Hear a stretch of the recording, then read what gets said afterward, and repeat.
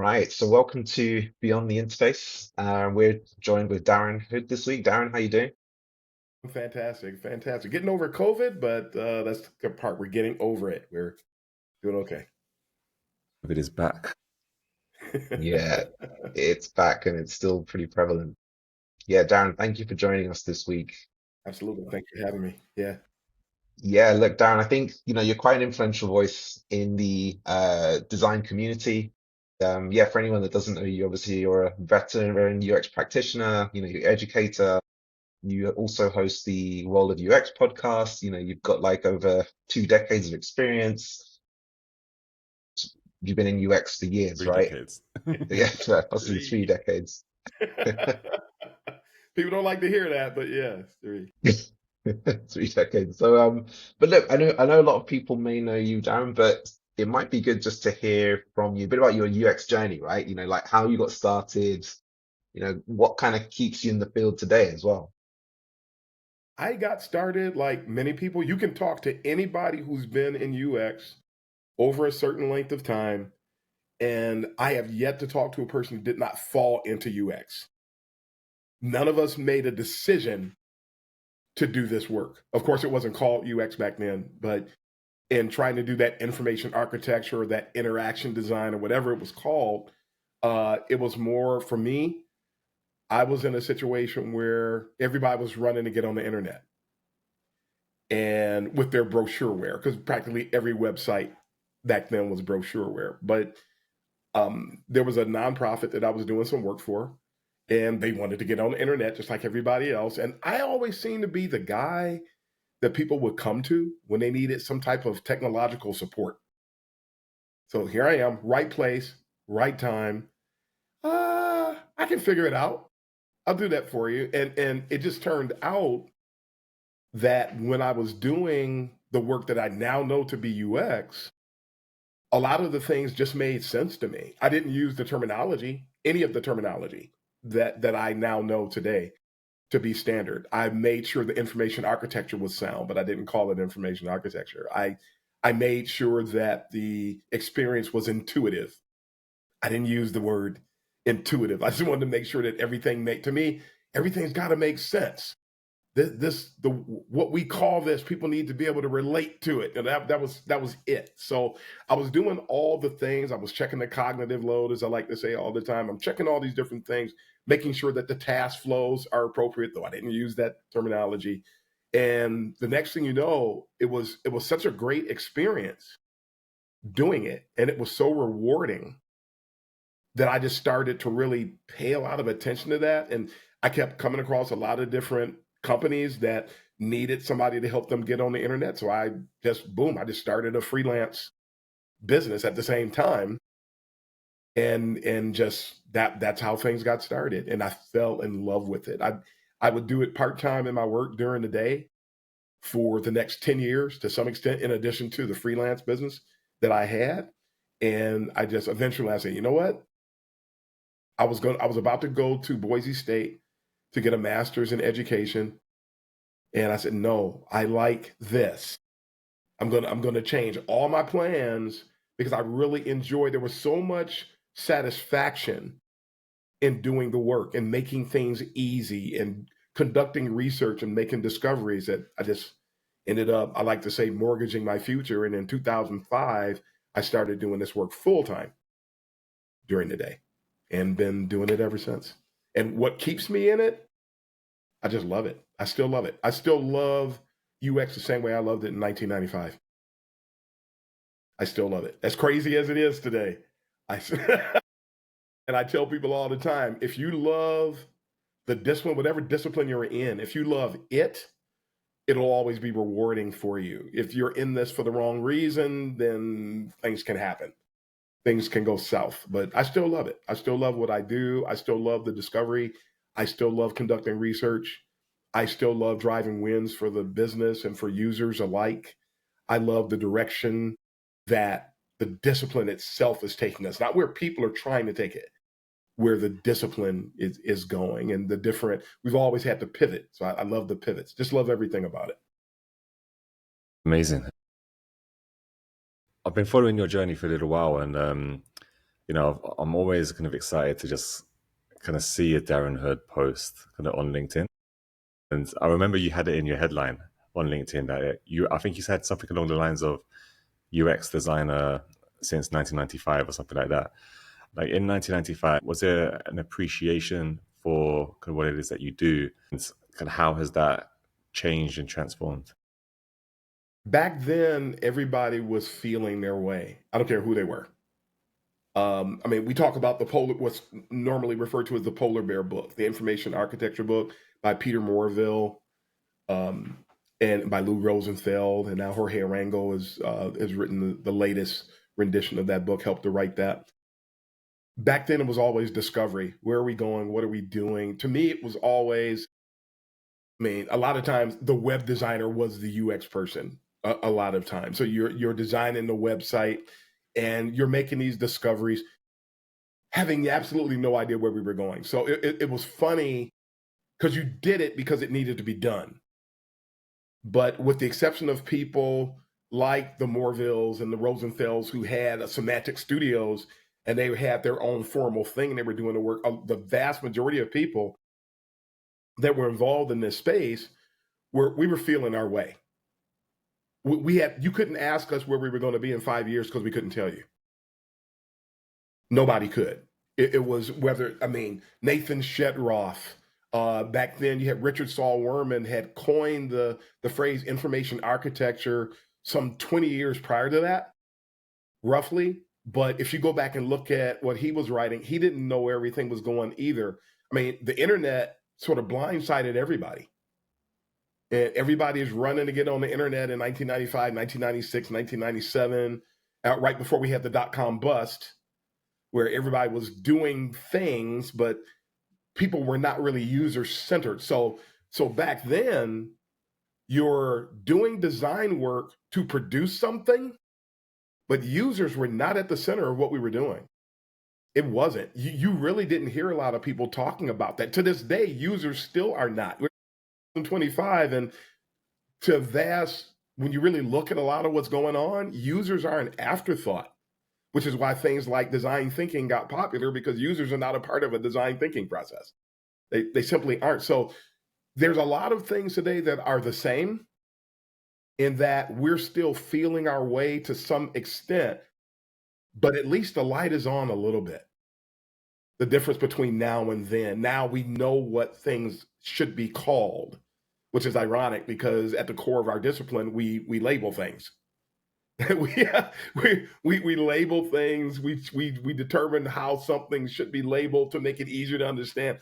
We group things to make things easier to find, and then we don't know what to call ourselves. It's amazing. The hypocrisy is off the charts, but but it's just so part of it is the same, part of it isn't. We do know where we're going to some extent, but then because certain things keep changing to a degree, we don't know where we're going. For example, where are we going to go because of AI? Nobody can tell you. I can't tell you. Nobody can tell you where we're going to go with AI, which is an oxymoron, by the way. Think about it. Artificial intelligence, those two words do not go together, but not cognitively, they don't. But where are we going to be in 5 years because of AI? Nobody knows. So there's still a degree of discovery that we're dealing with, but at least we can control a little bit of the navigation to some extent, which we could not do in 1995. Things just played out a particular way in 1995, in 2000, 2003. They played out a certain way. And then when NASA and IBM did that research, that ROI research about for every dollar you invest, that's when it was first published. And then people started to, now we got the deep thinkers are starting to get involved. And so certain things began to be more concrete. So if I do think, if we will be rooted and grounded in all those foundational aspects of the discipline, it will help us to navigate our trajectory and our direction better, instead of allowing people who don't know who we are and what we do to try to dictate something that really they don't know. So we have to be humble because of all the discovery. And when UX is telling us it's going in a particular direction, then let's just follow it. It's been good to us so far when we do that. I mean, why not now? So that's my mindset on it. Yeah, I like that. And I think it's interesting you talk a bit about how we're kind of going around that circle again, right? From what you were saying about 1995, it's kind of coming back around again now, because of the impact of AI and the way that we're kind of the trajectory going. Because it's like AI is like this whole new thing, just like back then the internet was this whole new thing, right? We just didn't know how to kind of like harness it, you know? Yep.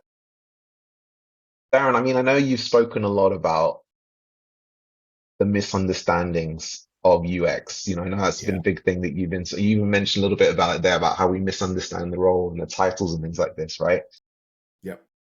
Why do you think this is still the case, right, Darren? Like even since 1995, even up to now, why do we still misunderstand UX and what it is and the broad spectrum of user experience? Man, I think we still misunderstand it because there's a combination of things. We have an EQ dearth. We have a deficit in emotional intelligence. A lot of people lack self-awareness. A lot of people lack the humility required to engage in a field that this is an infinite science. There's different types of science. And UX is an infinite science in that there's a lot of things that we simply can't pinpoint, and we have to continually subject what we're doing and how we're doing it to some degree of trial and error, and then take those learnings to help determine what direction we go. So our head is always on a swivel. If we are a real UX practitioner, our head is always on a swivel. And when you're doing UX work, your head always has to be on a swivel. Finite science, which people keep trying to turn UX into a finite science. And it will always fail because it simply is not a finite science. So what do I mean by finite science? Computer science, a great deal of it is finite in that if you look at JavaScript, any language, not just JavaScript, but any language, the parameters, the boundaries of the capabilities are determined by what Python, JavaScript, C++, HTML, CSS. You can't do certain things in another language. You need this language to do X, and you need another language to do Y, and another language to do Z. But those are boundaries. This is what you can do with JavaScript, and that's it. There are certain things you cannot do with JavaScript, and you cannot sit there and wish it, and it's going to happen because it's finite. It's limited in its application, which is why there are multiple languages. But just as an example, again, that's finite science. But UX, I was working for a creative agency, and was it 2007, 2008 when the iPhone came out?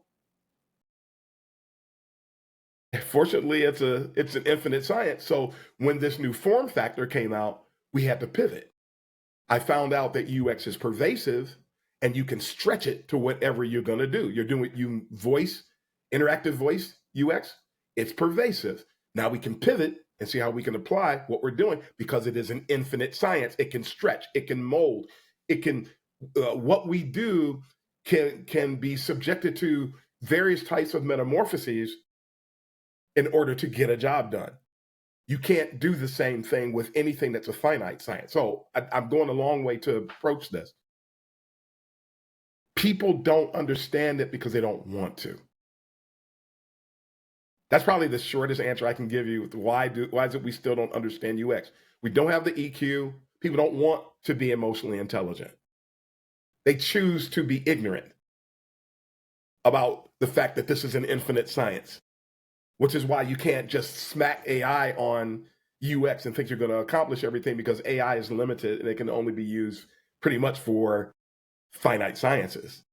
Anything that has to pivot, AI is not going to be able to do that. It's so that you always need an expert alongside of the AI to give AI its value. You know, one of the biggest tensions I keep hearing from teams right now is that how do we move fast with AI without losing control? They want to experiment, prototype, build, but the moment governance or compliance step in, everything shuts down.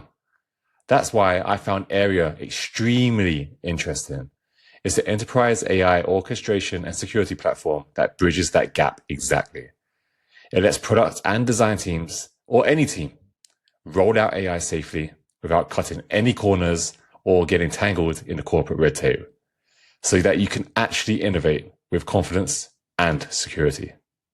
It's called Area. That's AIRIA. And you can check them out for free at area.com. If you fill a room with a bunch of people who have low personal UX maturity levels, you're not going to get anywhere. People keep trying to get everywhere by using an unskilled, nothing against people. I used to be unskilled too. So I'm not unskilled anymore, but I used to be unskilled. And when I was unskilled, I was limited with what I could do. That doesn't change today.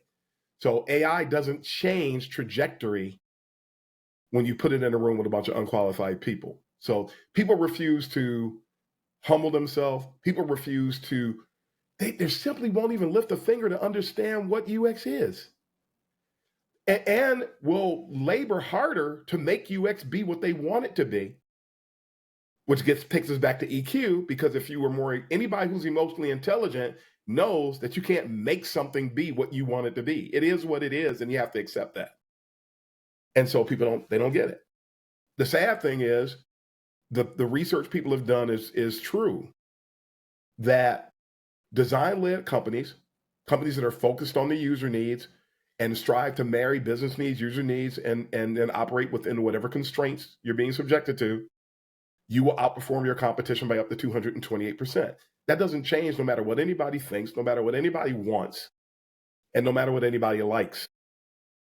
So until people start to humble themselves and try to really understand what UX really is, that means you got to hire people that know what UX is and stop hiring unqualified people and putting them in charge of your UX team. They're not going to turn that down because the salary is too intriguing and too inviting. So they're not going to say, you know what, I'm not really qualified. You should find a person that knows what they're doing. Said pretty much nobody ever. And so you got the vast majority of UX teams are run by people who don't know what they're doing. They were tasked to do that job by people who don't know what they're doing. Those people who don't know what they're doing that were hired to run the UX teams are notoriously famous for hiring unqualified people to work under them. They avoid people like me, like the plague, because when people like me come in, they're afraid that they're going to be exposed for being an imposter. So they run around and they'll claim they have imposter syndrome. No, you're an imposter. Just tell the truth, which they're not going to do because they don't have the emotional intelligence. So all of these things, there's just so many. I could go on and on and on, and then your show would be over because it's such a big why people don't understand UX. It's such a myriad of contributing factors that we can't call them all out. But at the Yeah. core, people refuse to humble themselves and see something for what it really is. And then there's a whole lot of problems that come out of that. So it's this collective. And until people in the discipline start standing up and representing UX, what it really is, people will still not find out. And unfortunately, we're being overrun with people who really, if UX is represented the right way, a lot of people are going to be cast out, and they don't want that. So we're imploding on ourselves. And look, I totally agree with a lot of the points that you're mentioning there, Darren, right? Because I've certainly seen a lot of those things myself, especially around the misunderstanding from senior leadership and then, hiring the wrong people. And even when you do get people that are good at hiring people that do bring in the right practitioners, it also then relies on those senior UX practitioners to also be strong and know what needs to be done. And I feel like maybe the director of UX or the head of UX has also, been watered down over the years, or those people Yep. haven't been qualified to do that role as well, which hasn't helped either. Yep. But for those listening, Darren, to play devil's advocate, right?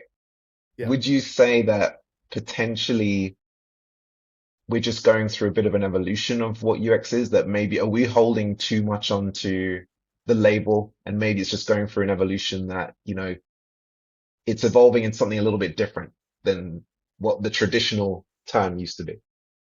I think no. UX is what it is. It has always been what it is. You may have heard me talk before about the fact that I talk about the 4 pillars of UX: heuristics and usability, information architecture, UX research, and interaction and interface design. 4 pillars. When I was tasked to deliver a what is UX talk when I was a manager for a big company, and some at least 30,000 people heard this talk live when I explained what UX is. When I created that illustration, and I just sat and I looked, what is UX? I wanted to answer the question accurately. And I went back into the annals of history. I didn't just try to formulate it based on my personal preferences or thoughts or biases or anything like that. I looked at what UX is, and I created that illustration. Easy to find for those of you out there. If you haven't seen it, just go to images.google.com and search for landscape of UX Darren Hood, and you'll see the illustration I'm talking about. It's going to pop up. It's that famous. It has that much traction. It will come up. And I created that. That is the latest version of. I'm about to publish an updated version of it here soon. But I created that in 2016 based on observation. Again, trying to make sure. I have a sort of a moral stance that I take on things like that. If it's not right, don't say it. So again, I'm trying to illustrate the fact what it was that was behind creating that. And my point is, long story short, I found out that's what UX is. And there's the 4 pillars, and then there's a splattering of a lot of other elements. And somebody counted it. They said there's 250 things in this illustration, all tied to UX, all related to UX, whether it's a deliverable, a method, a methodology, a technique, whatever it is. 9 years after I've created that, UX is still that. I said in 2011, 2012 that UX has been under siege. People have been trying to commandeer UX. They've been trying to misrepresent it. They've been trying to turn it into something completely different. The whole UX/UI thing started around 2012, 2013, and it was created. That came up by people who did not know what UX is, trying to make it to be what they want it to be, conflating UX with visual design only, which is inaccurate. That's an inaccurate representation of what UX is. And so since that siege began in 2011, people are still doing it, to the extent that now you've got Duolingo, Shopify, trying to say, we're going to drop that title because who said they were ever doing UX the right way in the first place? Did those people do what I did and sit down and say, you know what? What is UX? Let's represent UX properly. No, they didn't. They just basically belch out whatever with no integrity. And this is partly my PhD mentality kicking in with this too, again, because everything you say, it's got to be trustworthy. You should be able to go and do research and come up with the same conclusion. They didn't do that.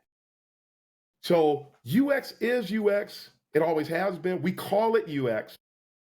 It's a moniker. Who cares what we call it in general?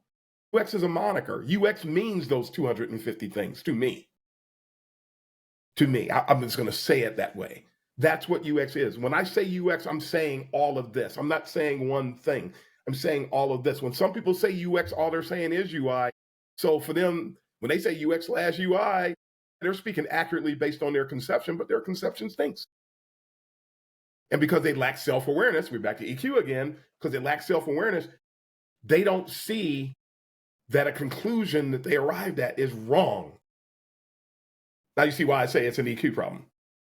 Because self-awareness, if you leave the house with a plaid shirt and polka dot pants, on top of the fact that that'll look crazy in general, you're not matching. The self-awareness, you have to be, I'm using that little weird example, you have to be aware when you're saying or doing something wrong and be willing to adjust to do the right thing. Until we start doing that, we're going to continue to suffer. And these misperceptions of UX will continue, and they're getting worse. They're getting worse because people don't care. Some people, man, if you call UX, Darren, if what you said, if that's what UX is, I'm not a UX professional. Maybe you're not. I mean, I've talked to people that say, wow, I heard you say something. I thought I had it going on till I heard you talk, and then I had to take a good solid look at myself. Okay, good. Thank God for your humility. Most people don't have it. Our discipline is overrun with EQ defunct people. It's overrun with narcissists. It's overcome with psychopaths. Frankly, it's overrun with all, and none of these people have any interest in doing the right thing. So as long as these people are calling the shots, as long as these people think that they can get on Medium or whatever because they're a creative director and because they just feel like it, saying whatever they thought of in between, God knows whatever they were doing before they said it, and just put it out there, failing to understand that it's unethical to misidentify something to the discipline. That's an unethical thing. Yeah, and we suffer. So UX is, I know I'm rambling. Thanks for putting up with me, but UX is still UX. UX is still what I found it to be when I wanted to say, what is this thing that I'm doing? What kind of work am I actually doing? How can I properly represent it? UX is a pretty good moniker. They tried calling it experience design in the 90s, and it didn't catch on. Now some people are saying, I think we should call it experience design. Okay, there's somebody else that doesn't know anything about the history. Because they knew the history, they would know that they tried that and they failed. Call it experience design? Is that okay? That's where I would, because I'm still, when I sit down to do the work, I'm still doing the same thing. But there are some titles that people throw out there that are detrimental, and we need to understand that. And we can't agree on that because a lot of people just, they don't really care. As long as they still get a check, they don't care. That's not ethical. Can we come back from this? Because when I look back, so I came into the industry in like 2009. I feel like when I first started out, I feel like there was a ton of, a lot more respect than there is now. And especially like when I see posts online, right, and how people talk about user experience design, I feel like it's just been down. It's just been a constant journey downhill. It has been. And with the latest news of, like you mentioned, like Shopify, right, like saying everyone's a designer now and things like this. Like, can we ever come back from this when companies as large as this and have so much visibility are talking about user experience in such a way that now everyone's thinking, yeah, I am a designer. It's kind of, they want to be. How do we claim back control of this? You remind me, I did a talk in Austria last year about how to triage the discipline. We do need to settle down on what is UX. I mean, I couldn't define UX for 10 years. I didn't define UX accurately until about 2008, 2009. So I was doing the work for almost 15 years before I could define it. It was so ambiguous, but I still understood calling it UX. By that time, we were calling it UX. That's pretty good. That's a pretty good moniker to arrive at. So I settled there, and then I finally came to realize, really, it's a moniker. When you realize UX is a moniker, things change. Because now that's just something we use to refer to it as so people know what we're talking about. That's all a moniker is. It's a nickname. It's a nickname. And when you think about everything that's related to UX, to have that, okay, we can settle on that. Is that good? Do we get it? Okay, good. It's not this thing that everybody says, we should change the name. Okay. And the people who scream about changing the name are the people who still don't know what it is. So if you don't know what UX is, I mean, we do research, right? Aren't we supposed to weight responses? If you get a response from one person, okay, how much weight should I ascribe to what that person said? Okay, here's another participant. How much weight should I ascribe to what that person says? And you look at everybody who contributes to something, and you're supposed to ascribe weight. And we keep allowing anybody to say anything and giving everybody equal weight, or we give some people more weight, maybe because they're with a FANG company. When FANG has yet to prove that they're doing UX right, so who cares what FANG companies say? That's because we have so many Kool-Aid minded people in the discipline that they give to that. But at any rate, we rebound, to answer your question directly, we rebound when we go back to the basics. Why can't people agree on the basics? Because they don't want to. And because a lot of people want anarchy. They want you to come up and I knight thee, sir designer. They want that. They want to be knighted as a designer because that's what they've been dreaming about. And then once you give them the title or recognize them as a designer, because they lack the emotional intelligence, especially the self-awareness piece, they won't go back and say, you know what, am I really a designer? Let me go and examine myself and see how qualified really am I? How much do I bring to the table? What are the competencies associated with what I call myself? Do I have those competencies? Every discipline in the world has competencies. But people coming into UX today, which is another reason why we have these problems, because we have all these people, they're still gold rushing into UX, never lifting a finger to become qualified. People don't go to boot camps, for example, to become qualified. They go to boot camps to get a job. And they don't realize that when you come into UX, you become a caretaker of this discipline. It's still young. It needs caretakers. We need stewards. People are coming into UX. They don't want to be a caretaker. They don't want to be a steward. They don't want to be responsible for anything. So in their mind, anything goes. And in their mind, anything goes benefits them. If you start to interject standards that they know they don't own up to, then they know that that's a threat. So they don't want any part of it. So until we start agreeing on fundamentals, until we start understanding what's at stake and what's required, because 100% of us came into a discipline that we knew nothing about. We know people don't we have friends that become doctors? We have friends that become accountants. We have friends that become whatever, nail techs. It doesn't matter. They all respect, key word you said, they all respect what their discipline is about. And when you respect what the discipline is about, you can vault a discipline forward. The vast majority of people in UX, coming into UX, do not respect what we are. And they're helping to destroy it in the process. Yeah. Darren, I think I like that point about mentioning other industries, right? Because when I try and explain UX to people that, are outside of digital, they don't fully understand anything about what I do, right? I give the example of if you're building a house, right? I kind of say we are the architects, right? So we're the people that kind of do that side of it. Yep. And they get it. They're like, okay, yeah, 100%. I totally get it, right? But I wonder, Darren, so even in that profession, architecture is very well understood. But what the difference is, architecture is you don't have people trying to dismantle what architecture is. It's like the role is respected, as you said, and there's not loads of people trying to become architects and have their own say on what they're doing, right? Yep. And Yep.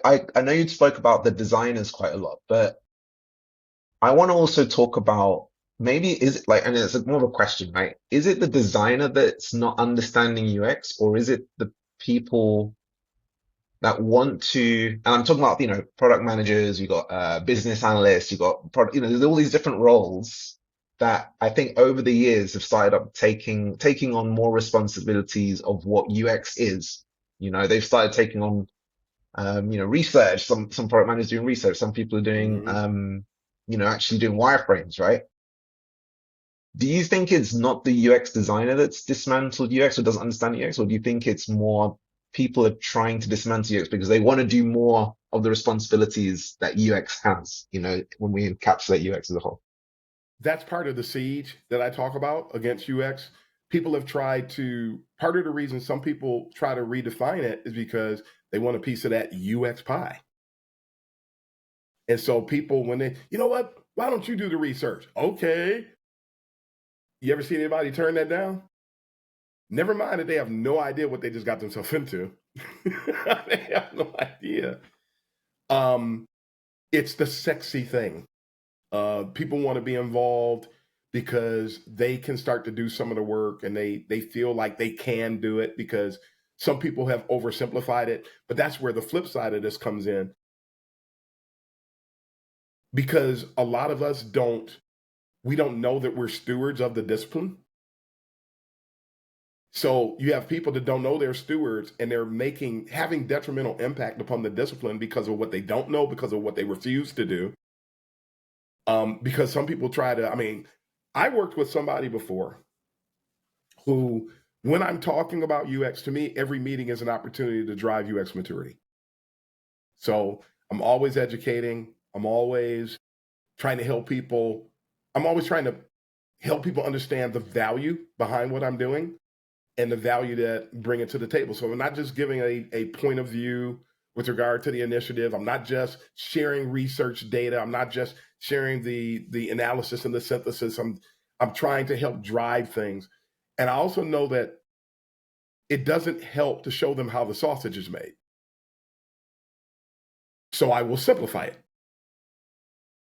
Now there's a risk, because when you come across one of those people, because a lot of people want to be in our shoes,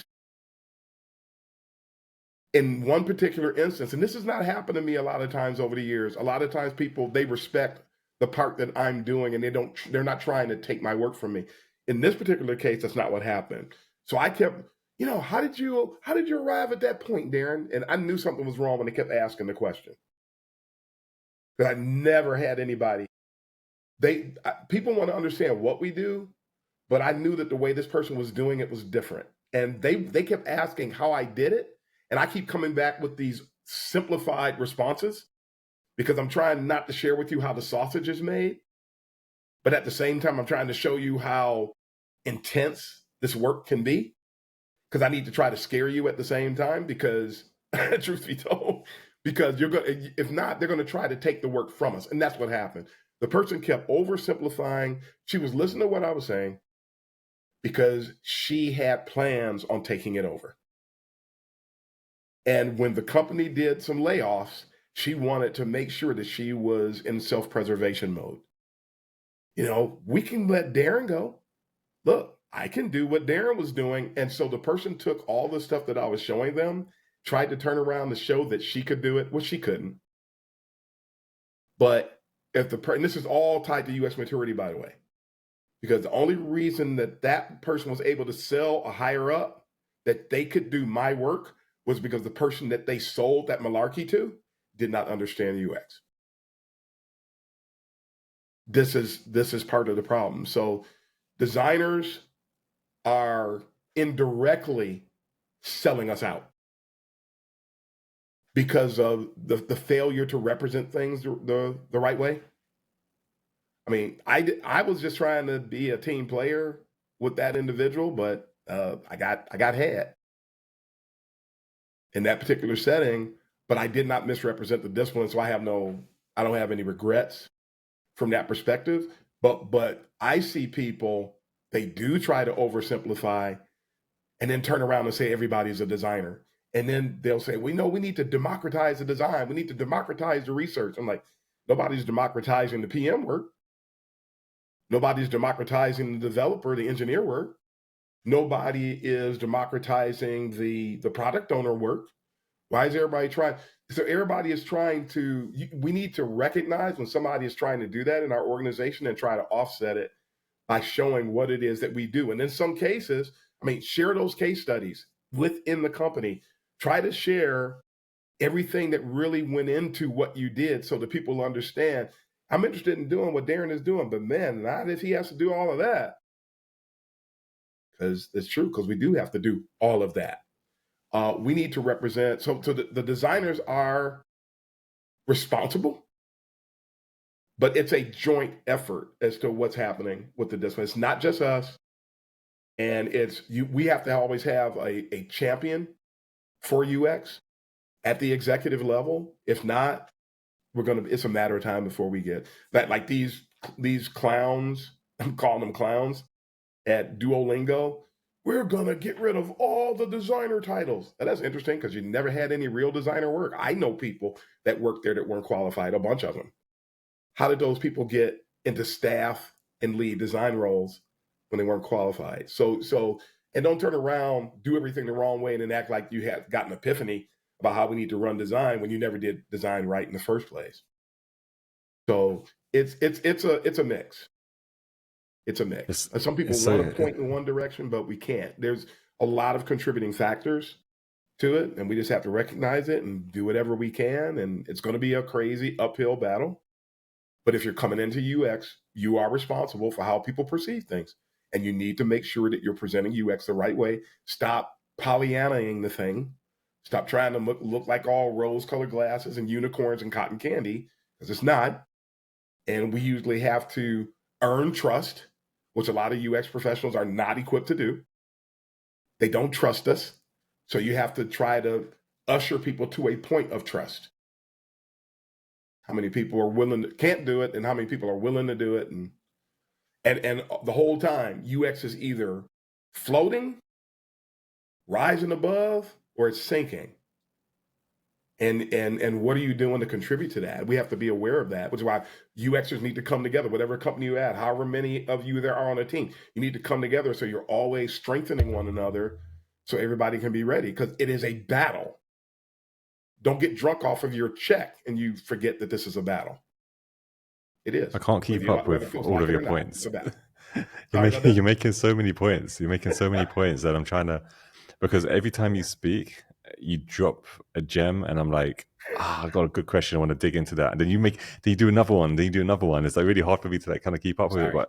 But it's all really relevant, right? And I'm trying to kind of summarize kind of all of the points in a way where, so from my understanding and what I see, design and user experience is so visible within an organization that everybody has an opinion, right? And everyone feels as though they know what's best. And their subjective view is often spoken as fact, right? Yep. Even though it's baseless, unfounded, that isn't backed by research, etc.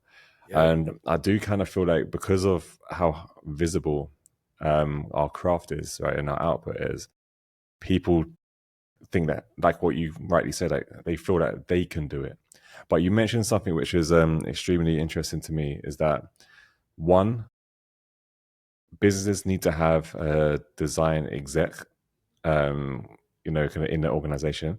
It'll be really cool if you could just kind of go into a bit of detail as to kind of why that is important. And then just secondly, how does one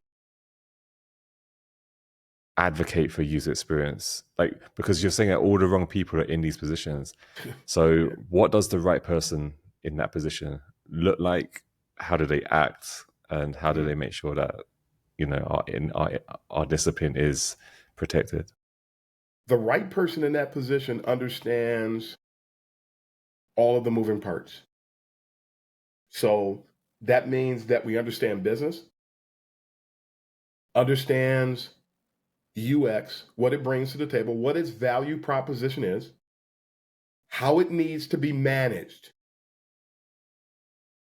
Like, for example, UX maturity has to be deliberately managed. I very seldom see a company where UX maturity is managed, where somebody's deliberately doing that. So you have somebody, I was a manager at one company, and it was literally on paper that I managed UX maturity.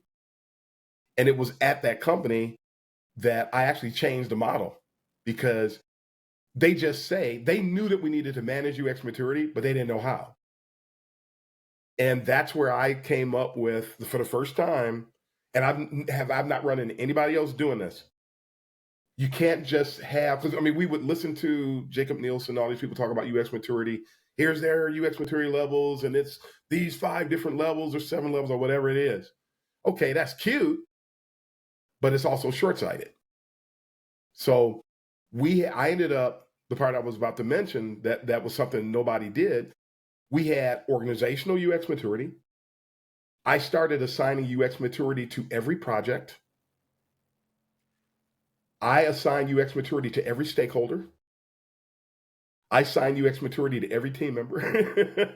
That every moving part had a UX maturity level associated with it. And you had to have a plan on how to not only achieve, the level you were trying to achieve, but you had to have a strategy to maintain it because UX maturity levels can also be lost. So it becomes this big strategic thing. So the person in this position has to understand UX, understand how to manage UX maturity, had to understand management, had to understand company goals, had to understand if there are there stakeholders, are there shareholders. You have to understand all the different aspects of the business, had to understand how all these things interlocked, be able to manage all of them, had to understand how to hire, who to hire, when to hire, how to hire. I worked at one company where I put together, and I refer to myself as the Cyrano de Bergerac of UX at that place. I don't know if you folks ever heard me say that. And some people are not familiar with that old Cyrano story. And I watched the movie Roxanne. I'm a big movie person. The movie Roxanne got it for me. The one with Steve Martin and I think Daryl Hannah was in it. And that was a reimagining of the Cyrano story. And the gist of it, of Cyrano, is that there's this guy who likes this girl, but he's a complete idiot. Or I know I got that backward. You have to edit this right backwards. Cyrano liked the girl, but he couldn't present himself because he had this really long nose. So he looked really weird. So he expressed himself through this guy, this handsome guy, who would always talk to the girl, and the girl liked the guy because he was handsome, but Cyrano can't let the girl see him because nobody wants him. So I was the Cyrano. I was the guy that was actually giving people the information to represent to everybody, but nobody wanted to deal with me. But you had to take this guy that they accepted at face value, but he really didn't know anything. So I'm the guy in the bushes that was giving all the wisdom and all the insights. So at that company where I did that, and I've been a Cyrano de Bergerac at multiple companies, by the way, because most folks, they just don't want to, they don't want to hire anybody like me. They don't want to be accountable to me, anything of that sort. But at that company, I came up with a multi-tiered internal UX certification process to help drive the personal UX maturity levels of the people on the team, because you cannot advance UX maturity if you have a bunch of people on your team that are not mature. You can't do it, even though that's what a lot of companies are trying to do. So a lot of moving parts, as you can see. That person, any company that has a person running a UX department who just has no personal UX maturity level, they should not be running your UX department. They can't, because they don't know what we need to do to grow. They don't know what we need to do to drive success. They don't know what the people on the team need to know. That means they don't know how to hire. That's why you won't find every company, if a UX team has between 5 and 20 members on it, they need to have X number of true seniors on that team. But go on LinkedIn. Anybody, you guys ever do that? You go to LinkedIn, look up a company, and then when you look for a company and you can bring up people at a particular company, and then you can do a search on UX and look at all the UX. You can't see their org chart, but you can put it together. Okay, here's a manager, here's a director, and you can see what those teams are made up of. Oh, it's eye-opening.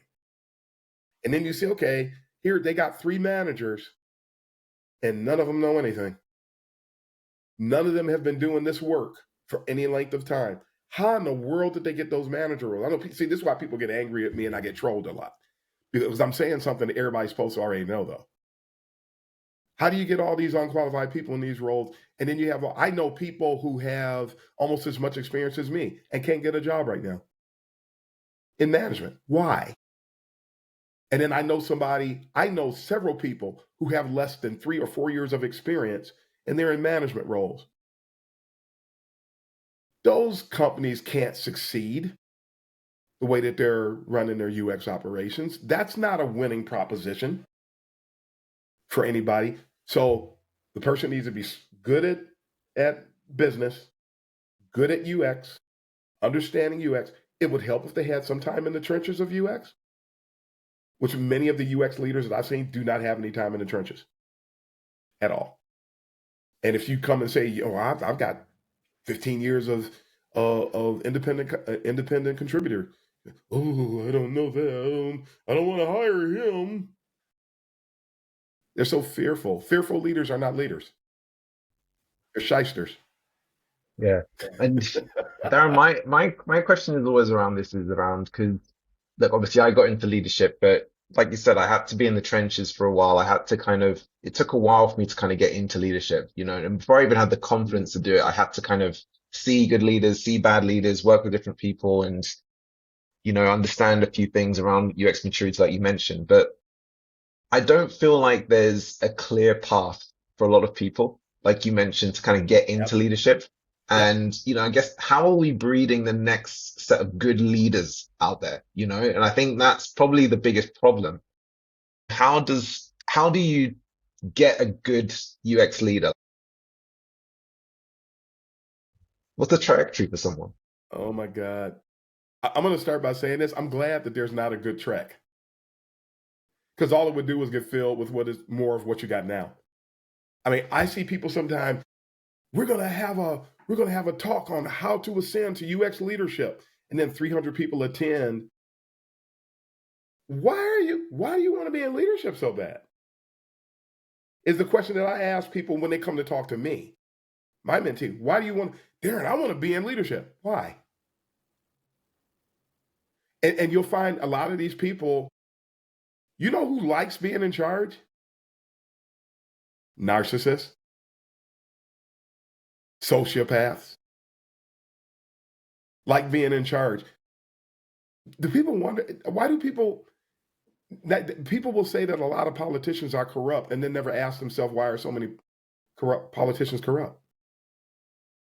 And have you not seen a lot of the cases where there's somebody more qualified than the person who got in the role, whether it's politics or UX, whatever it is? There's always somebody more qualified, but they didn't want to be in that position. And when you talk to someone, well, because that's a really serious thing, and that's a lot of, I just don't know if I'm ready for that. And they are ready for it. They just don't want to do it. But you'll talk to somebody else, and they can't wait to get in that position. And they're terrible leaders, and they abuse everybody. They don't groom anybody.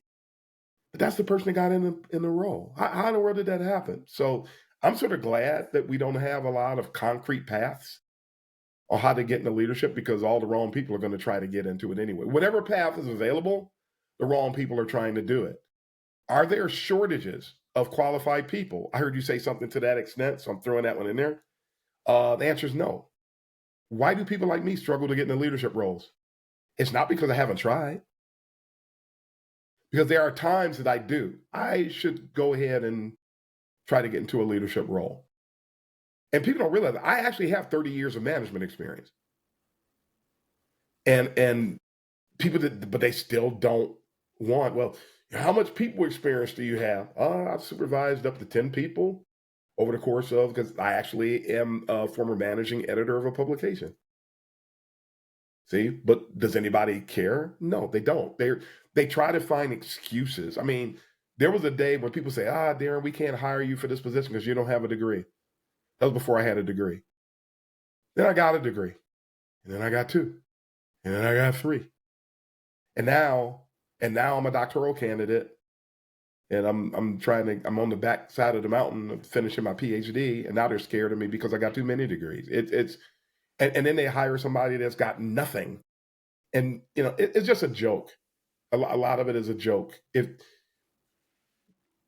a clear path to UX leadership should be that you have worked enough in the trenches where you understand how all the moving parts fit together. You don't have to have been in a leadership role to understand that.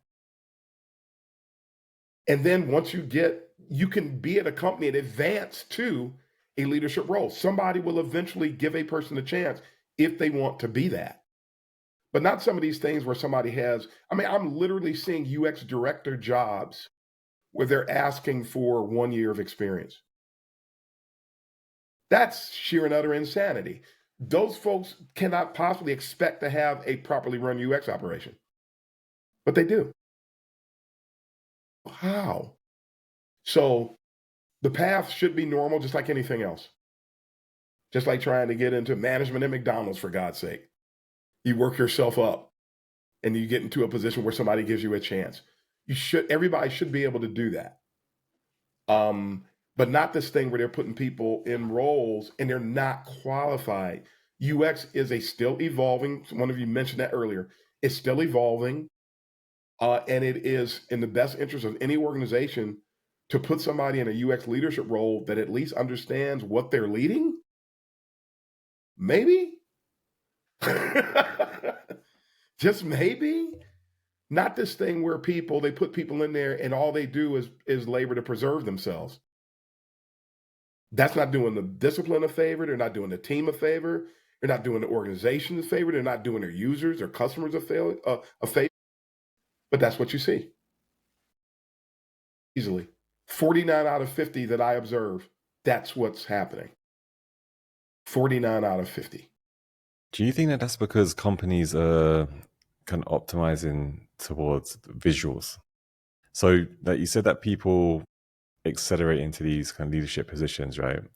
Yeah. And I do wonder if a lot of the time it's because the quality of their output visually, right? So when they look at their portfolios and the teams that they've been part of, I guess kind of looks good, right? Or looks great visually. Yeah. But they're not actually reviewing the impact of the work or the solutions themselves. It's just very surface level, and therefore we want that person because we want to look good, not necessarily solve the problem. UX maturity. Because a company that lacks UX maturity places more emphasis on aesthetics automatically, because they can wrap their mind around it. I mean, not only is UX an infinite science, a great deal of what we do is also abstract. So that's why people don't, sort of going back to one of the earlier questions, people don't want, another reason, and I never hear anybody talk about this, but one of the reasons people don't understand UX is because much of what we do is abstract and it doesn't take on a more concrete form until we start to provide, say, some type of research data or some type of a metric. And then the abstract becomes concrete. But while it is abstract, people don't know. And so you talk about, I worked at a company once where I shared some raw data, and they were angry. Who put these questions together? I did, because we needed to know. And it actually succeeded because of what I did too. But when I was talking about all the abstracts leading up to that point, they just can't relate to it. And that's not going to change. That's why people like aesthetics. It's concrete. When you show them a wireframe, it's still abstract, especially if it's very low fidelity. Any low fidelity presentation has very abstract, because people have to use their imagination, so to speak, to understand what's taking place. And then you talk to 10 people and you show some wireframes, and 10 people's minds went in 10 different directions if you didn't present it the right way. And they can't relate to that. And so they can't wait until somebody puts some presentation layer on there, some high fidelity, because I can relate to high fidelity. Which, I mean, in my practice, I started doing mid fidelity. I stopped doing low fidelity because it even made it difficult to communicate to some people, because they wanted you to communicate too much when you're at the abstract level.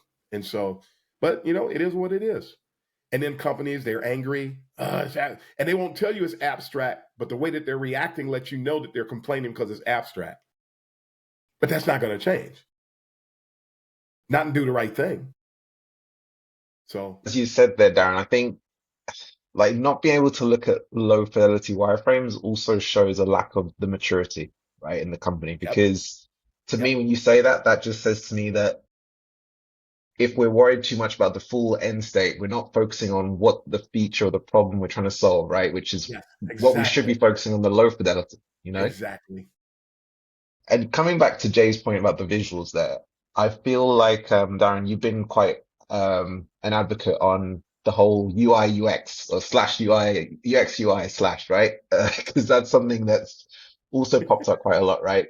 Do you feel like that's, I know you talk a lot about this, but do you think it's based on, again, what you said, trying to bring the visual side into experience? Why people use that term quite a lot? I think a lot of people gravitate to that. One group of people gravitates to it because it happens so much that they assume that it's correct. So that's the Kool-Aid crowd. Then who they don't realize that that's cult-like behavior for them to just gravitate toward because it's popular. And then you have people who gravitate toward it because it just helps them wrap their mind around what they think UX is. So yeah, it's UX, it's visual. I mean, I literally had a person on multiple occasions, because you guys are going to make it look good. No, we're not. We're going to make it work good. Somebody else is going to make sure that it looks good. But if we make sure that it works good, by the time they make it look good, we will not have lied to the customer, which is what good looking, terrible experiences do. So, and again, I see that as ethical. So it's an ethics issue. If it looks good and it doesn't work well, you lied. And you misrepresented your value proposition to someone. And I owe you as a customer more than that. I owe my stakeholders more than that. I owe the company more than that. I owe shareholders more than that. So I need to make sure that things are working. So, but yeah, people gravitate to it because they, it's a lazy-minded approach. If I just say UX UI, it's visual, and then I like my students. No, I don't let any of my students. If you graduate from my class, you finish my class, still saying UX UI, that's because you insisted on saying that. There's no student that I ever come across that I not let know. That's not a thing. There is no such thing as UX/UI. Absolutely no such thing. And when you realize that UX is 250 things, that's like saying, instead of saying UX/UI, you're saying 250/1. And that makes no sense at all. So I try to make sure people understand that. But the lazy mindedness will gravitate to that. And then I just have to choose to endure continuing to beat that horse, so to speak, and trying to help people understand that if you say that, the wrong person is going to hear you say that.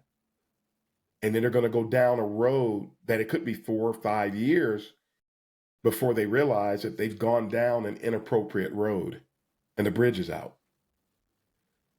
People say that and don't realize. I know people who they've been angry with me because I keep saying you can't be saying, what difference is it? And one instance in particular, I've been doing this for 30 years. The person who kept insisting that it's okay had only been doing it for 10. In what world does the person doing something for 10 get to tell the person's been doing it for 30 which direction we should go? In what field? In what discipline? Especially when there's no data to back up what you're saying whatsoever. And there's a ton of data to back up what I'm saying. That's interesting. And this is part of what I see happening out there. So yeah, people keep gravitating to it because it's easy, it's lazy. They don't want to fight the battle. A lot of people don't want to fight the battle. And they don't want to lose the popularity. I sacrifice my popularity by choosing to die on that hill. And other people, they just don't want it. I heard somebody recently, it doesn't matter what we call ourselves. And I saw a person post that. And I came behind him and I posted that we need to make sure that we label things the right way. And then the person saw my post, and decided to play both sides of the fence. So they came to my post and they agreed with me, but I just saw you say something completely. So that's that cowardice I talk about in one of my podcast episodes. There's a lot of cowardice in UX today. You can't play both sides of the fence. You just hurt like 500 people, what you said in your post, and then you just want to sit here and just say whatever to mine to look like you're in support of what I'm saying. What do you hope to get from that? That's not ethical. I'm just big about ethics right now. It's not ethical.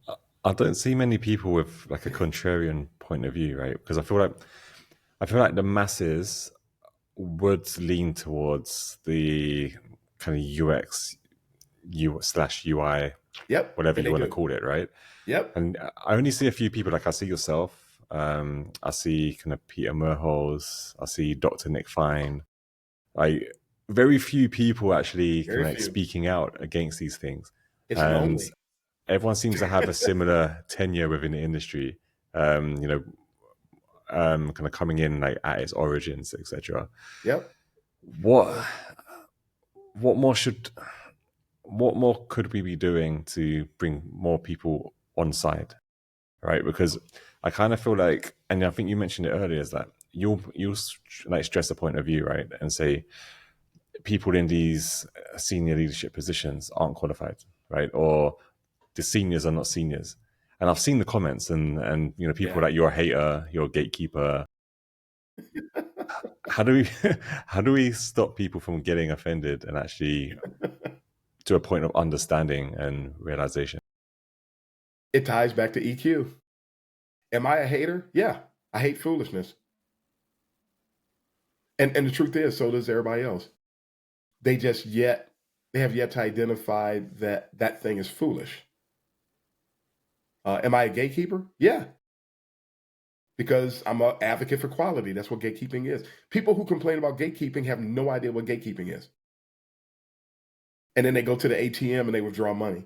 And if it wasn't for the gatekeeper, you couldn't do that. If it wasn't for the gatekeeper, you'd have been dead a long time ago because the traffic lights would be gone. If there was no gatekeeping, you wouldn't have any electricity in your household. But because somebody decided to establish some standards and made everybody account to the same electrical standards, we're able to have flowing electricity and it's governed in a proper way. We are where we are because of gatekeeping. Gatekeeping is not, I don't know anybody in the world that ever tried to keep anybody out of UX. That is a fear mongering tactic that is just trying to get people to try to preserve their anarchical perspective. So I am a gatekeeper, but I advocate for quality, and I'm not going to apologize for that. And people realize when we respect another way that we get back to where we are going the right way, we start respecting gatekeeping. But on average, UXers don't respect gatekeeping, because if you respect gatekeeping, then you got to be accountable to a standard, and people don't want to be. Wait a minute, you mean I have to be truly qualified? Novel idea, huh? You know, and tell the same people that complain about gatekeeping, just let anybody work on your teeth since you don't like gatekeeping. That person had to pass a gatekeeping exam to legally work on your teeth. If you don't believe in gatekeeping, let a witch doctor remove your tonsils. Complaining about gatekeeping is hypocritical,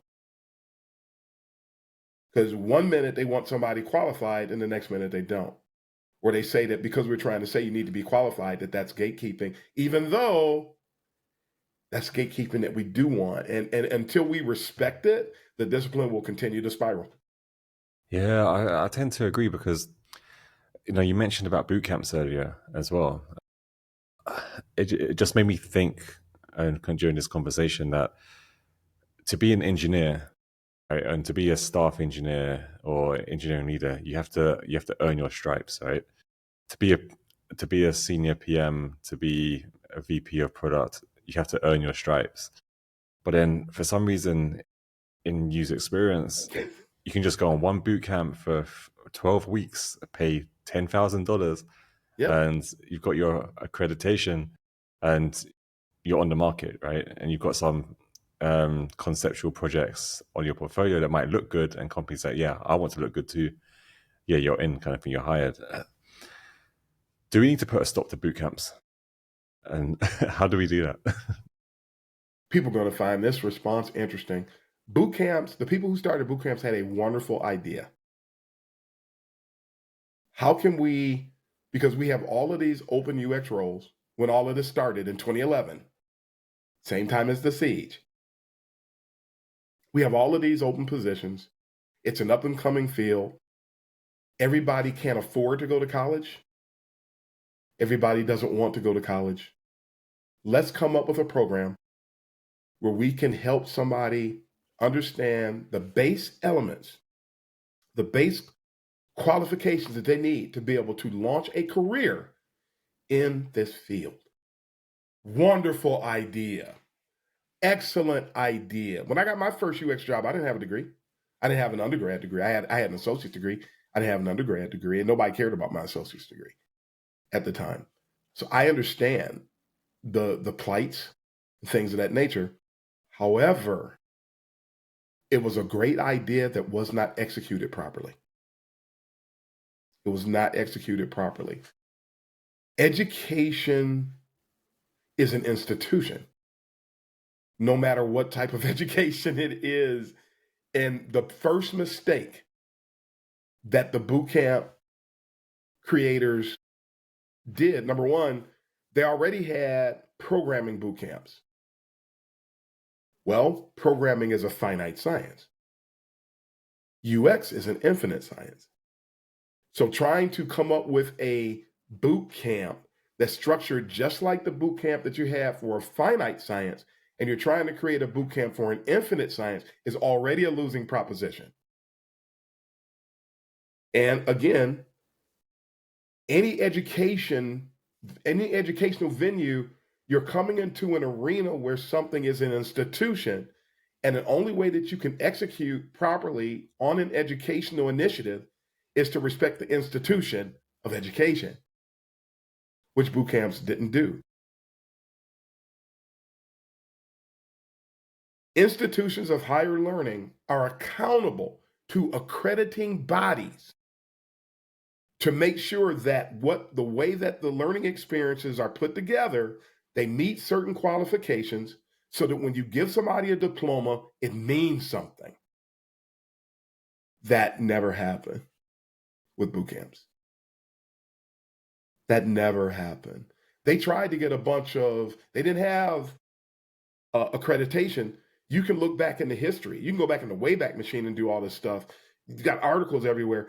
Instead of getting accreditation, they tried to go and get endorsements from people who were tops in the field at the time. So you will see old Don Norman signing off on, Career Foundry, yada, yada, yada.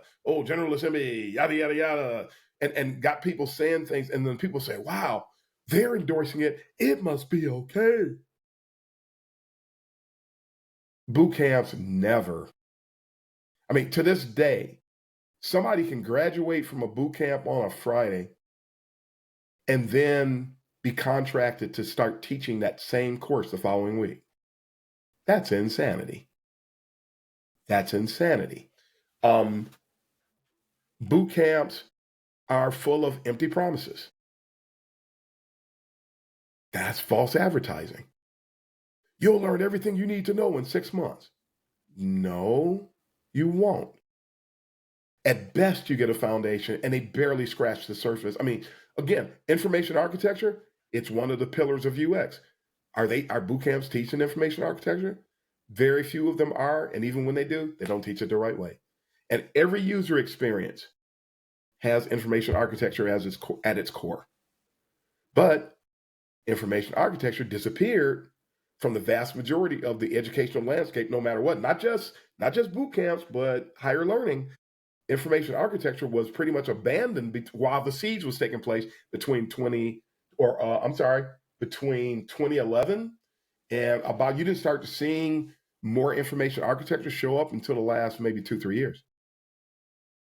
So you got people coming into UX and know nothing about information architecture.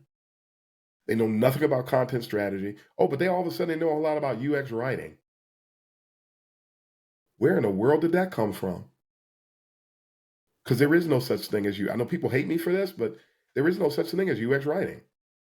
UX writing became popular because you had a bunch of people, when the gold rush for UX started, a bunch of people started trying to get into UX by any means necessary. And it became another arena where somebody could lower the barrier of entry could be lower. I'll do writing. There isn't enough UX writing work to keep somebody busy for, as they call it, for 40 hours a week. So how in the world did the position become established?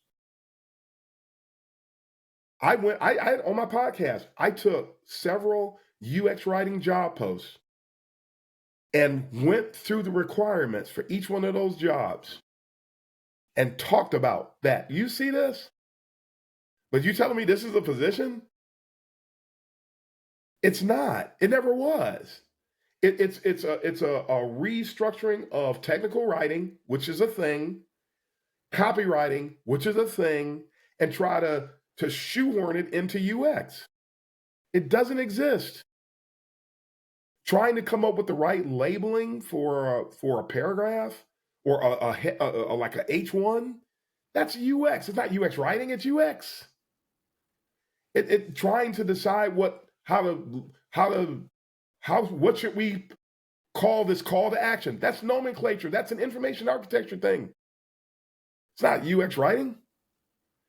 So we keep being satisfied with these things because people want to get into UX by any means necessary, but they're bastardizing the field in the process. And they'll embrace something that doesn't exist as long as they get a check. They don't care. People don't care about the well-being. What kind of state will this field be in 10 years? You can't get a straight answer from these people about that because they don't care. They don't know. They don't think about it. I know about it. I think about it. I'm fighting for it. And the stuff I'm fighting for, people say, Darren, that's how you feel about it because of how you're going to benefit. I'm not even going to benefit from what I'm fighting about. By the time all this stuff gets straightened out, if it gets straightened out, I won't even be in the discipline anymore. I will have retired. So this is not about me. But the fear mongers, they love lying because and some people are so prone to fear that somebody can say anything to them and then they'll become fearful about it. So, he's gatekeeping. Now they're feared and they're running away.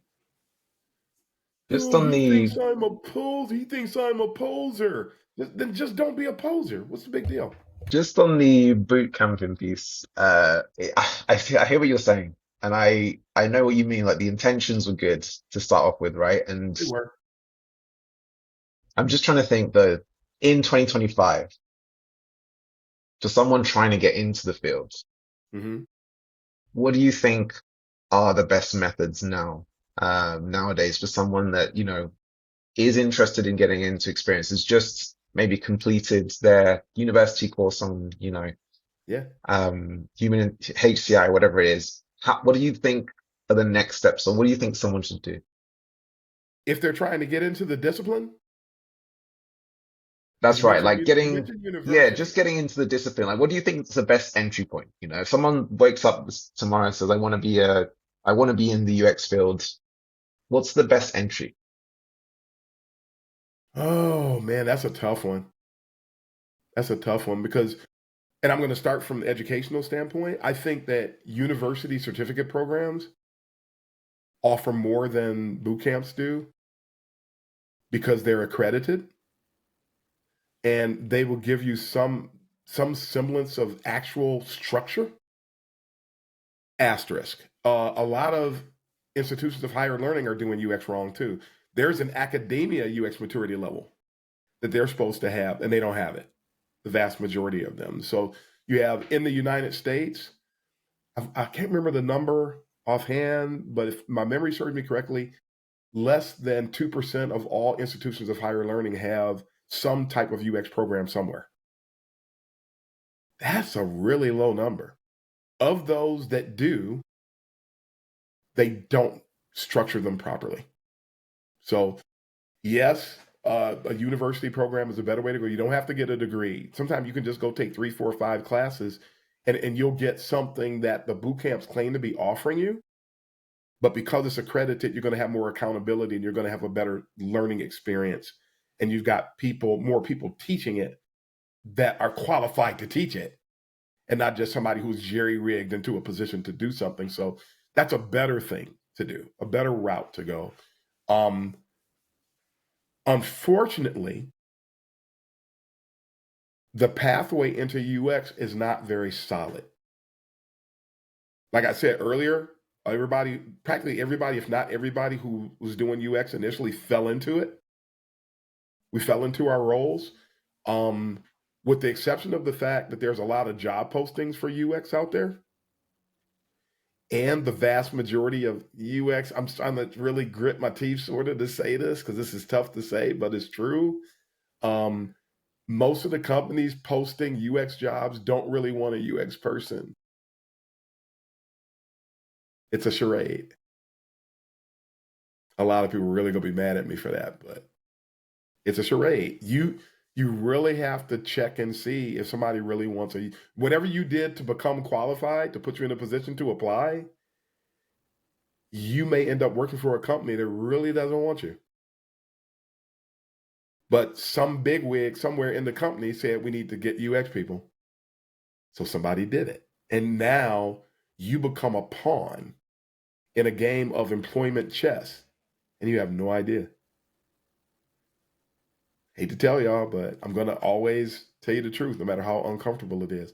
Everything you said makes me feel terrible. Imagine where you'd be if you didn't hear what I said. Because there's a lot of people who are opting for the Pollyanna messaging, and then those same people will come back to me later and asking for my help. But you didn't want to listen to me 2-3 years ago.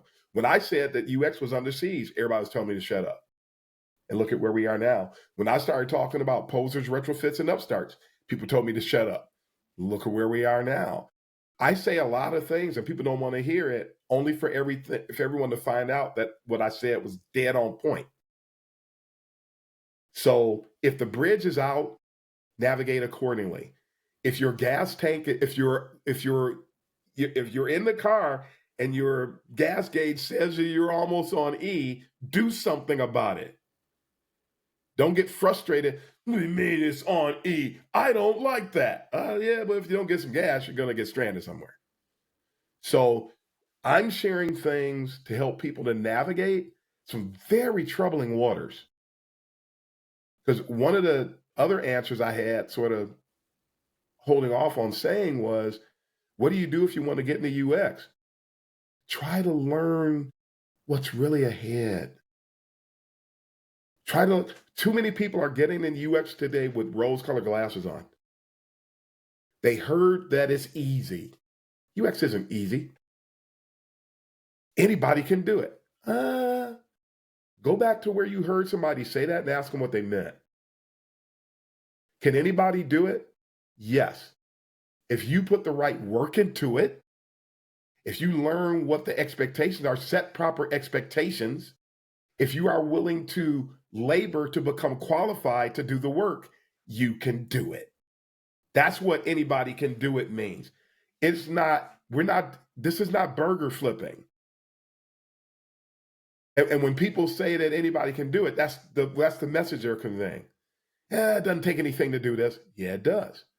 And the vast majority of what you do as a UX professional has nothing to do with the work. It has to do with how you build relationships, how you manage relationships, how you sell what you're doing, the customer support that you offer as a UX person, how you negotiate, how you advocate. Got nothing to do with Figma. So, and people are always, as we said earlier, people are always trying to take your work from you. Half the time, people don't want to hear what you have to say. It doesn't matter how good your research is. They're still going to do what they want to do. I like orange. What?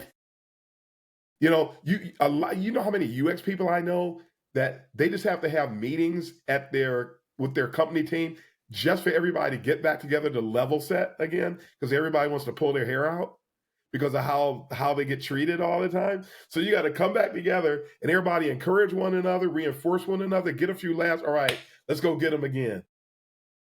And you manage your sanity until the next time you come together to talk to the UX people again, because it's a work that there's a lot of insanity in our circles. You have to be willing to and become good at managing insanity to do this work. So what's pretty about it? It's not. Like I said earlier, you got to love it. I love it. That's why I keep doing it. People are crazy. Yeah, but people are crazy everywhere. You see somebody run a red light everywhere. You see somebody cut you off in traffic, and then you look at them and they're yelling at you, and they cut you off. That same insanity, and we all experience that. That same insanity is in the UX world. You're not going to get away from it when you go to do your UX work. People will ignore, no matter how good your research is, they will ignore you. No matter how much sense you make, they will find a reason to not do it. No matter how well you put together your analysis and your synthesis, people are going to opt for what the hippo, the highest paid person opinion is in the room, and just blow you off. And you have to keep your head on up. Let that roll off your sleeve and go and take on the next challenge with the same fervor, the same integrity, and the same commitment. And everybody is not willing to do that. And until you have that type of fortitude, you're not ready for this. Yeah. See, again, fortitude, not figmatude, fortitude. This is almost therapeutic, Darren, hearing this, right? Because everything you're saying, I've experienced, right? I feel I can feel what you're saying. You know, I actually feel it. You know, I know exactly what you're saying. And you know, Darren, I think we've spoken a bit about a lot of different topics, but I'd like to just quickly touch on the future, right? Where do we see things going, right? Because all the things you mentioned just now, it feels like with the impact of AI, with the lack of awareness that we have had in the past, you know, where do we see that role going? You know, with all the things that Shopify are talking about, you know, all these kind of things going on. Where do you, and I know you're not like, I know you're not like a fortune teller, Darren, right? But just in your opinion, where do you feel the world of UX is going to be in the future? Where do we think, what direction do you think we're going? And let's not forget about liquid glass as well. Where's that taking us? Yeah, let's not forget that. Oh my God. I saw those conversations about the liquid glass thing. I just started laughing, and I'm going to go over here. I'll come back to that later. I haven't even dug into it yet. And that's what I will say this. That's what I call design arrogance. Companies that have a big name, it's like the FANG thing. Those companies can say or do anything they want. People are still going to put their money on those products. People are still going to listen to what they have to say. And again, it's the highest paid person's opinion. Sometimes the hippo is a company. And people will opt in. I mean, it wasn't like, we're thinking about doing this. No, Apple said, we're going to do this. And you know what? You know, this is the same company that rolled out, what was it? Like, what was it, a $2,000 monitor stand? And people were buying it? Are you nuts? No. You know, and we haven't heard anything else about it. Recently, I don't know if they're still doing it, but people still bought those things. And they rolled out Apple Vision, even though there's nothing that said about a lot of people that was going to be something that was going to be supported by the market to a great extent. So, you know, when there's design arrogance, people are going to do whatever they're going to do. But all that goofy stuff aside, which we talk about that again in a year and see where it went. Where do we go from an AI perspective? We should try to learn what we can about AI and govern. Don't allow yourself to become dependent on it. Error rates with AI have been said to be as high as, I believe, like 88%, something like that. Do you really want to bank your future on something that can have an error rate as high as 88%? I'm not. I still have yet to find a place where I can use AI consistently in my daily work as a UX professional. It doesn't offer me anything. However, I am taking courses and I want to learn about AI. Most notably, I want to learn how to use AI to create things that will help. And I think that's where that's going to be a big thing for UX people. Come up with a way for AI, because AI is not going anywhere. Number one, it's not new. So everybody who's jumping, ooh, AI is new. No, it's not. Stop that. AI didn't just pop up in the last 6 months.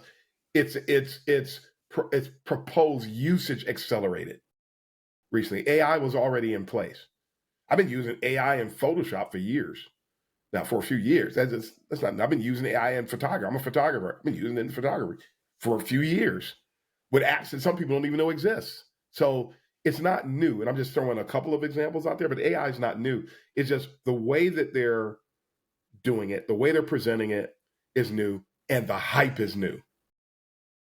And the hype is happening because folks know that folks like Kool-Aid. And so people can hype anything. They can say anything, and folks are going to jump on bandwagon because they're just lazy and they do whatever. And that's why it is where it is. But we need to engage from a very responsible perspective, and we need to vet things out. Always vet something out and try to come up. What can we do? If we're using AI to build a model that can help us with what we do, let's try to come up with some models. Let's keep experimenting. Let's innovate. And let's go ahead and do it that way and find out where it can be provide an advantage to what we do. That's the responsible and the reasonable thing to do when it comes to AI. Beyond that, for those that are willing, we need to keep laboring to understand that we are stewards. All of us are stewards of this discipline. We need to embrace the fact that we're stewards. We need to understand what it means to be a steward, to fulfill that responsibility. We need to strive to represent UX honorably and ethically. Those who got into UX without learning, because boot camps do not stress fundamentals at all. I like what somebody said once, boot camps are nothing more than portfolio farms. That's all they produce, is somebody that put together a portfolio. And portfolio is an overused, overvalued currency that is actually also chock full of discriminatory components. I have worked on hundreds of projects in my career. Do you think anybody wants to see anything that I did 5, 6, 7, 8 years ago or beyond that? Because right now, the stuff in my portfolio was done in the last few years. On top of the fact that you have NDAs that keep you from sharing certain things. Another grossly overlooked factor about portfolios is when you are really very good at what you do, guess what the last thing you're thinking about is? What to put in your portfolio. And you're counted on to move from one thing to the next. So we move so fast, we're not even thinking about, oh, I need to put that in my portfolio. Nobody's thinking about that. The only people that are thinking about putting stuff in their portfolio and then fall for that terrible Kool-Aid oriented rhetoric, show me your best work. The only people whose best work are in their portfolio are the people who haven't done anything. If you've been doing this for any length of time, your best work's not in your portfolio. You weren't thinking about it at the time, you didn't have access to it, or you left and thought about it later. Man, I wish I had put Project X in here, and now you can't go back and get it. So it's too late. So the best work isn't there. It simply isn't there. When somebody says, show me your best work, that lets you know that they're idiots, frankly. They're idiots because it's not doable. Show me how you approach the work. Let's tone that down. Show me how you approach the work. Personally, when I am a hiring manager, I don't even look at portfolios.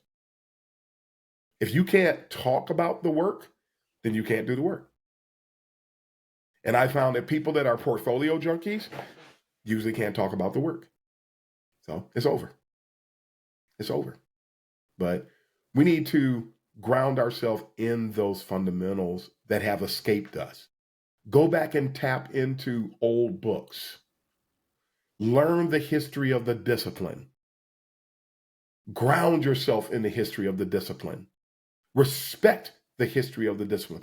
Respect the people that have gone before you in the discipline. That's one I did a talk recently called UX and the Good Doctor, where I took the Hippocratic Oath and extracted from it and applied it to UX to show a model for ethics that we could use. And one of the things that people who go into medicine have to do is they're responsible for respecting all the people that went before them in the discipline, all the previous accomplishments. So you coming into UX today, you need to understand what Susan Weinschenk is talking about. You need to understand what Don Norman is talking about. You need to understand what Richard Saul Werman, Nathan Shetroff, Kelly Goto, these people who laid all the foundations of the discipline, Jesse James Garrett, Alan Cooper, Christina Watke, people who laid the foundations for the discipline that Their work allowed you to be where you are. How dare you not respect them? That should be an automatic losing proposition for anybody. We are occupying space. We're occupying the day because of what those people did. They gave this discipline a face. And failure to respect that, in my mind, that's grounds for dismissal. The person, they don't have a right to occupy space over here.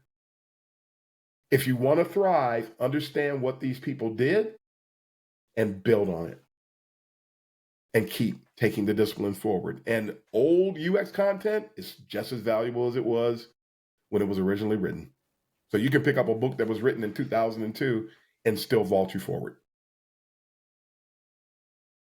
That's what we need to do. And stop listening to these companies that are really all they're trying to do is make a name for themselves so they can make some money. And people are very Kool-Aid centric. So they listen to everything Figma has to say. Figma abandoned UX people probably about 3 years ago. They got where they are because of this product that they could present that was an alternative to Axure. It was an alternative to Adobe XD. It was an alternative to all these other products. But today, they actually embedded, the people complain about gatekeeping, but the type of gatekeeping that people complain about is embedded in Figma today. And they're forcing you to become good at doing stuff that have nothing to do with UX in order to claim that you deserve to be hired by some company. You can almost seem like you can have a conniption just trying to deal with the auto sizing things in Figma. They're a nightmare. They're a nightmare to work with. You move one thing, I'm just trying to do something, to put something in a particular place, and now I don't know where's this thing gonna go. You don't know how things are situated in Figma. You don't. And it makes absolutely no sense. It makes no sense. They have abandoned, the UX people help Figma get their foothold in the design world, and they've abandoned us. And UXers don't realize that. I have a real concern, and I would love to get your perspective on this. AI is at a level today where it can actually execute digital design that is good enough from a company perspective, from a business perspective, right? And that gives me real fear because I kind of feel like, what does that mean for the real practitioners? Does that mean that they're gonna? And a lot of people feel like, are they gonna get replaced? If AI is good enough today and it's going to be improving, are they still gonna have a job? Should they be thinking about doing something completely different? Should they become plumbers, for example, right? And there's also a view that AI might get so good at execution only, that the only real value that the designers will have is more kind of strategic and influence. But then those are all seen as leadership positions that are mostly already filled. How do we navigate that landscape? Well, UX always was a strategic role. I did a talk in 2015 in San Francisco about how that UX, I'm actually going to redo it because everything I said in that talk is still valuable today. But it was never recorded. So I'm going to be delivering this talk in the not too distant future. And it showed that UX is actually a leadership function. It actually is. And I use that whole talk to prove it. Oh, and every page is going to have to be a talk in and of itself. There's so much there. I could actually turn around and turn that into a book, and eyes would pop everywhere because of what it was trying to share and illustrate how that UX is a leadership role. And embedded in that, I don't know if you folks have ever seen a UX strategy masterclass I did for South Africa. It's on YouTube. And UX is a strategic endeavor. People keep trying to reduce it to visual, and now here comes AI. Strategy is an infinite science mechanism. The UI creation piece is finite, which means that AI can do it. And AI can do it to just get by enough. And a lot of people, because people are glorifying almost deifying startup mentalities. Even though startup, what was it, 95%, I think it is, of startups fail. Why in the world are people going, we need to have a startup mentality when 95% of them fail? Who's writing this foolish stuff? That's ridiculous. And one of the reasons why startups fail is because they do things to just be good enough. MVP no longer means MVP. They forgot that the V stands for viable. So if you want to have the competitive advantage, you have to be more viable than somebody else. So I don't know why everybody's getting to this point of satisficing when it's excelling that gets you from one point to another. So AI is, people are going to keep drinking this Kool-Aid because there's a lot of AI Kool-Aid right now. And people are saying, AI can do this and AI can do that. AI can also cost you your business. Are you going to approach it from that way? So if AI is going to be counted on to do certain stuff, and it does. I have played with AI's interface. I told AI, I'm trying to create an interface. These are the things I'm trying to do. And this AI created an interface, and I saw it, and I just laughed. Because it was like, it didn't do anything that anybody else wouldn't do. And so anybody that really knew what they were doing. The thing is, AI can't turn around and then present that design to the team. It can't. It can't validate the design decisions that were made. AI can't explain that. That's infinite science territory. That's That's what strategy I'm fearful territory. of. That's what I'm Yes. fearful of because it can't. But then you've got, say, product managers, right? Like I've already had product managers like put a prompt in Lovable and say, hey, like I've been thinking about this product requirement and I've plugged it into Lovable and this is what I've got. So this is what we're looking for, right? And Yeah. we've discussed that like visuals are very important to these kind of low maturity organizations, right? And if the AI can spit something out which just looks good and has all of the a cookie cutter layout from Mm-hmm. something that they Yep, can just put exactly. in the customer's hands, that's what concerns me, because then they're like, oh, we don't need a design department, because a lot of companies I'm finding just see, as you mentioned earlier, design as being Yep. just aesthetics and not that strategic layer, unless they've got leaders in strategic positions that are influencing strategy already. Yeah, it's just a real concern that I have for the future of the discipline, but also like younger designers who are trying to find their way. Yeah. People are going to end up depending on AI. It's already happening, as you mentioned. It's already happening. And then they're going to start discovering the pitfalls. And for some reason, a lot of people at the decision-making level will not listen until something blows up in their face. And that's what it's going to take. That's what it's going to take. I mean, and we've experienced this. I led a design once where we were rolling out. You may have even heard me tell this story. When I did work for automotive OEMs, we used to have, as a new vehicle was coming out, you had a reveal site and you had a launch site. So this car is coming. That's reveal. And launch is the car is here. And you had to do all of this stuff with a microsite to show people what was going on with this car, why you should be interested in this car, trying to build the hype by showing what this car is going to do. Then when it's available, okay, you can place orders for this car now. So we're doing the reveal. And I did all of my standard work, get all the requirements, find out what we're trying to account for with the design. And okay, here's my wireframes, and I walk everybody through it, and here's what's going on. And when we do this, this is how the user flow is going to be, and this is how users are going to engage, and this is how we can expect to win. So we go through all of this, and then we have this. At this time, we had too much work. We had to hire an external third-party agency to do some of the design work for this project, for both parts of the project.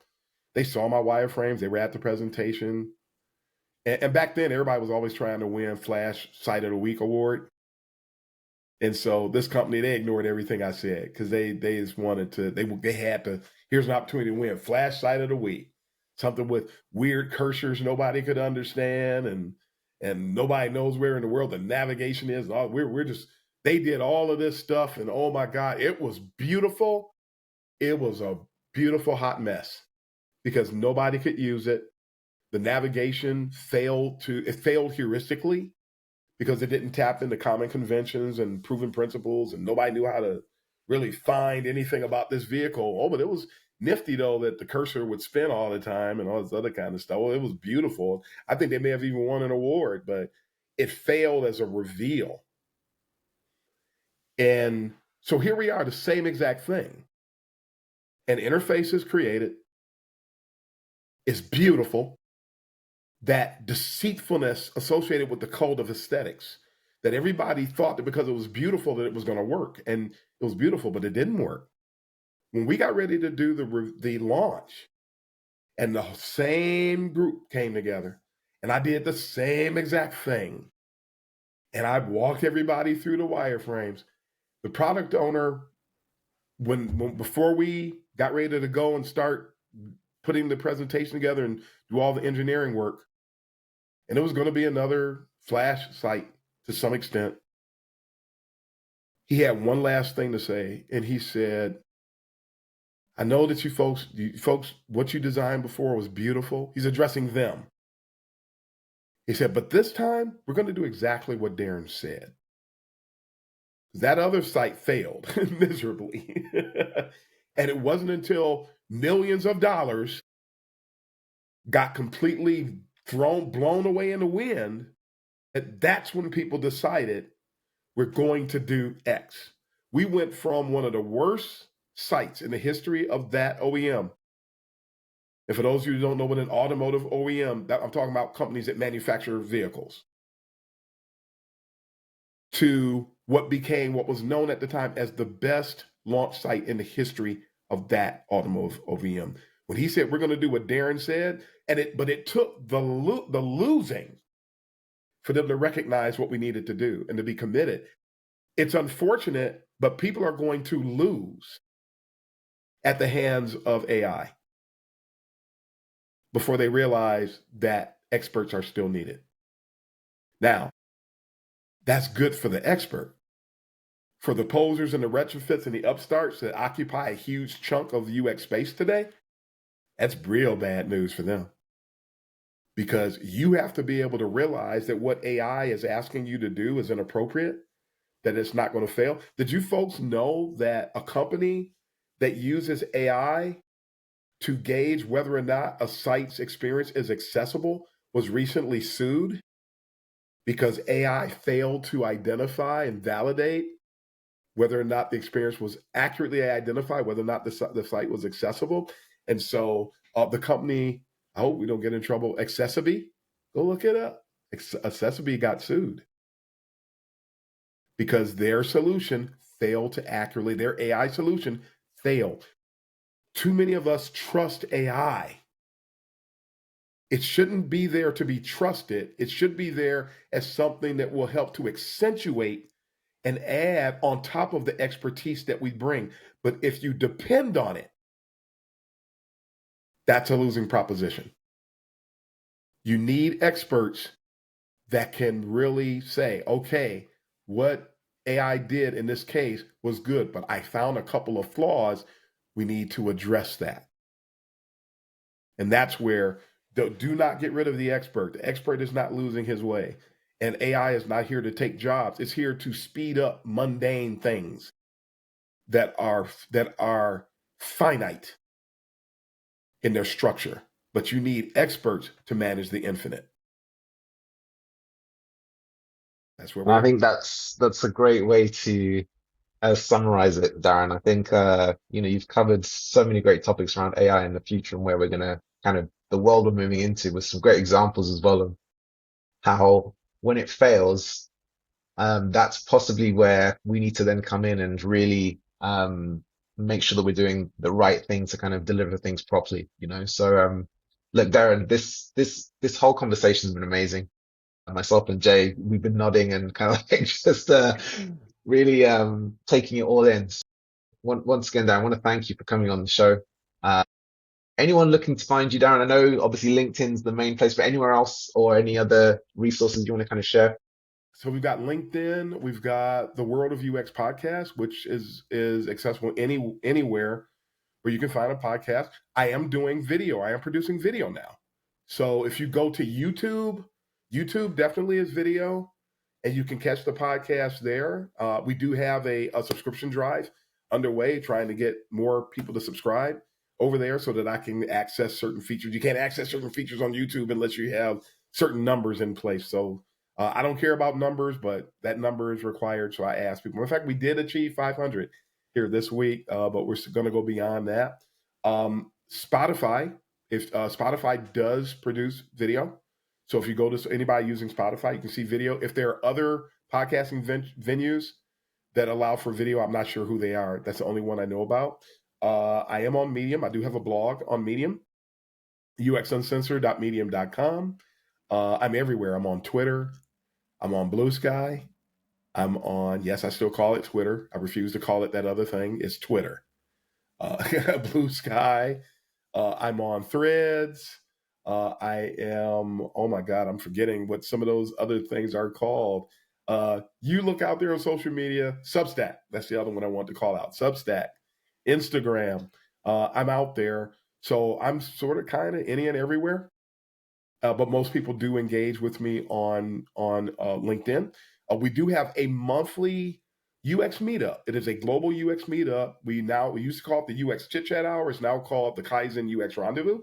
We meet the final Friday of every month at 12:15 Eastern time.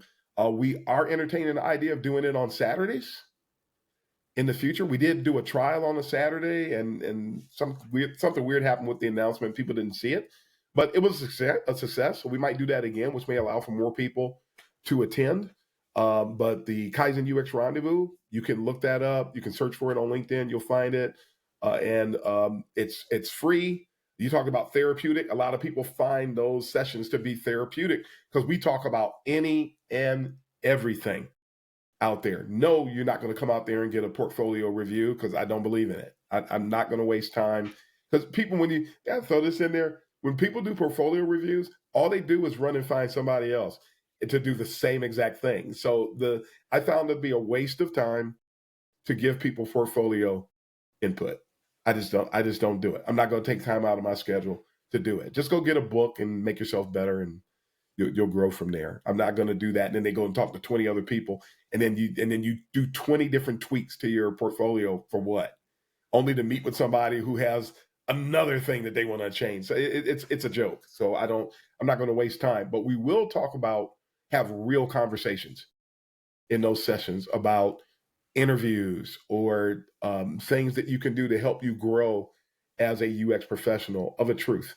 So, but that's pretty much where you can find me. Oh, and the Kaizen Tees, kaizentees.com.